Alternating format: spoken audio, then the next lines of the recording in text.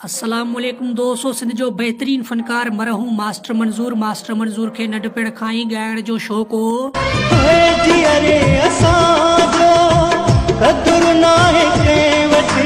मरहूम मास्टर मंज़ूर खे आख़िर कंहिं मारायो, सभई ॻाल्हियूं अॼु तव्हांखे हिन वीडियो में ॿुधाईंदासीं। तफ़सीली ॻाल्हि ॿोल शुरू करण खां पहिरियां जेकॾहिं तव्हां असांजे यूट्यूब चैनल ते नवां आहियो त महिरबानी करे असांजे यूट्यूब चैनल खे सब्सक्राइब करे घंटी बटन ते क्लिक करे नोटिफिकेशन ऑल करे छॾींदा। हलूं था पंहिंजे मेन टॉपिक तरफ़। त मास्टर मंज़ूर खे फनकारी पंहिंजे वालिद खां वरसे में मिली। मास्टर मंज़ूर 8 सालनि जी उमिरि में पहिरियों गानो ॻाए हर कंहिं जो ध्यानु पाण तरफ़ छिकरायो।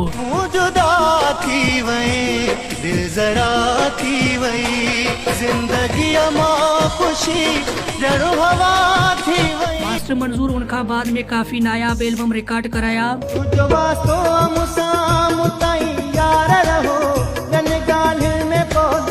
पोइ त होरिया मास्टर मंज़ूर जे गाननि खे सिंध जे झंग झर में माण्हू वॾे शौक़ सां ॿुधण लॻा।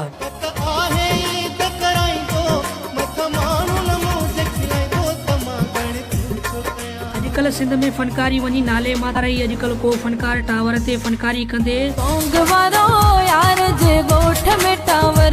को फनकार मासीअ ते फनकारी कंदे।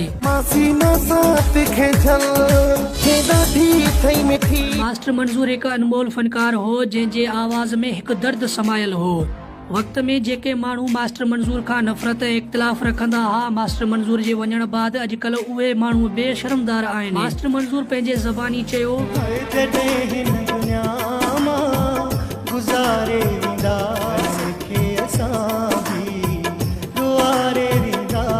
मास्टर मंज़ूर जा परस्तार अॼु बि मास्टर मंज़ूर लाइ उदास ऐं सोग में वरतल आहिनि। मास्टर मंज़ूर केतिरा ई एल्बम रिकॉर्ड कराया जंहिंमें केतिरा ई गीत दर्द सां भरपूर भरियल हुआ। मास्टर मंज़ूर जी कामयाबी ॾिसी मास्टर मंज़ूर खे पंहिंजे माइटनि मारायो। मास्टर मंज़ूर सुहिणो रागी त हुयो पर हिकु सुठे तबियत जो मालिक बि हो।